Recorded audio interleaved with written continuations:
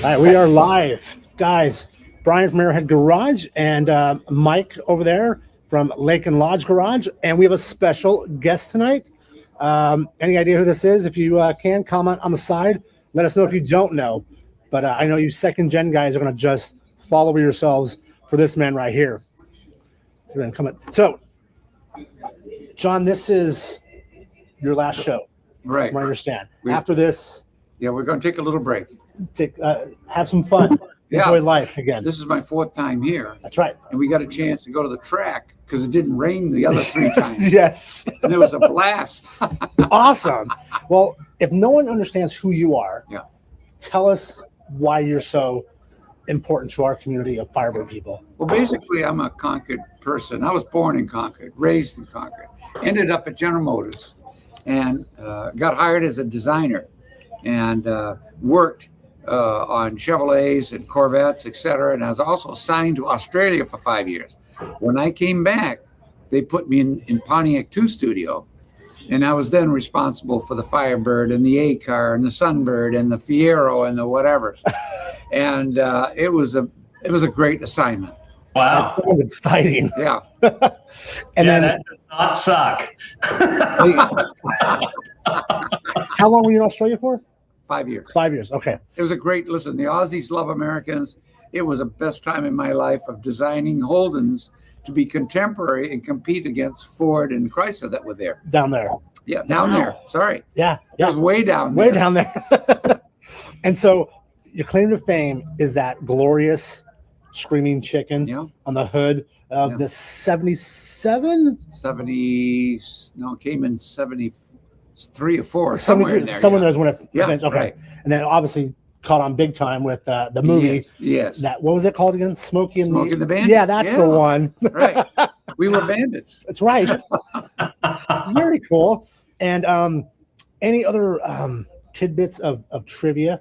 Because we like about trivia. The bird. Yes. Well, what's interesting is Bill Davis and myself were standing in front of a 71 Trans Am. Okay. And we had to push the grill back to meet the government bumper standards. And we're looking at the twin stripes coming down the front. And we said together that, we ought to do something that's us. Twin stripes is kind of American racing, but it's not Pontiac. And Pontiac has a bird emblem. Yeah. And so we said, why don't we make a big bird that engulfs the shaker hood with its wings and try that?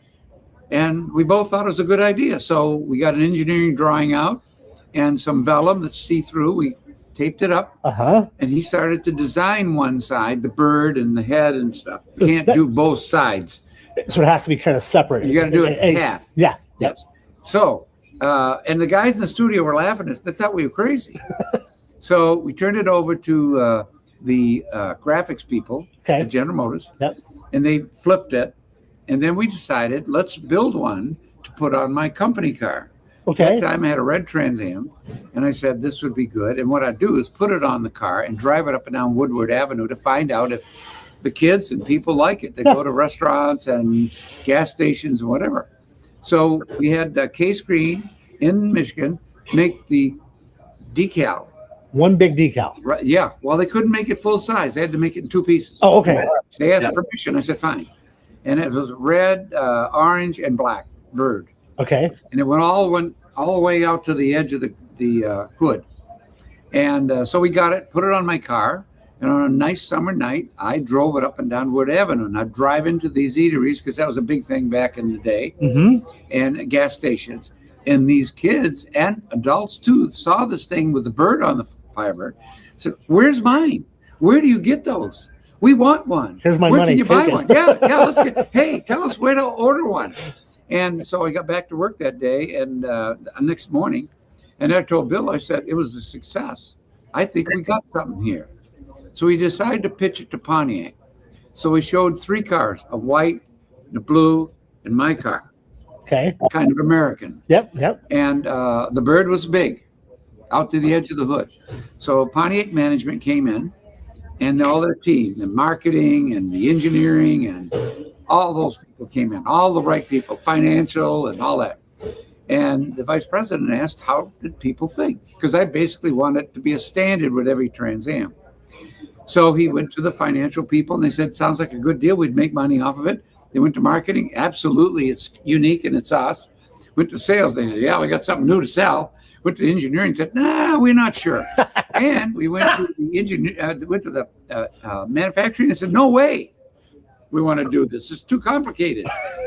So the vice president said, well, hang on a minute. Seeing we have a good response, let's offer this as an option. I know John wants it standard, but let's offer it an option and find out what's going to happen. Right. And that's all she wrote. And once we put that in the plant, it was selling like hotcakes. Wow. And if you didn't have a bird on your hood, you couldn't trade it in. Yeah, you were substandard. Substandard. Yeah. My modeler, chief modeler, had a Trans Am with no bird, and he said, I can't trade the car in. Can you get me a bird from 3M? And so I can trade my car in. That's a true story.